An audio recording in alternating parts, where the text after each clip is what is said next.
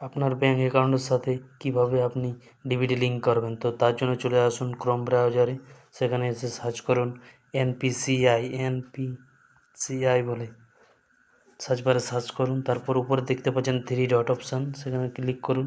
তারপরে যে home option আছে তারপরে মাঝে কাস্টমার, সেখানে ক্লিক করুন।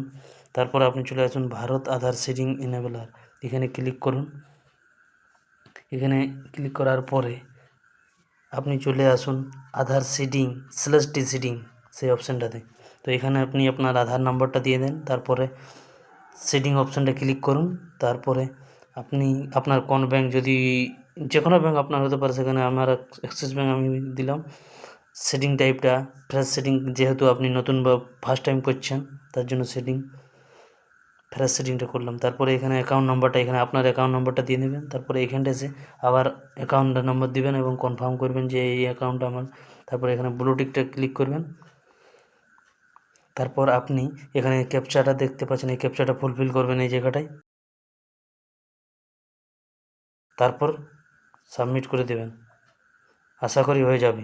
Thank you.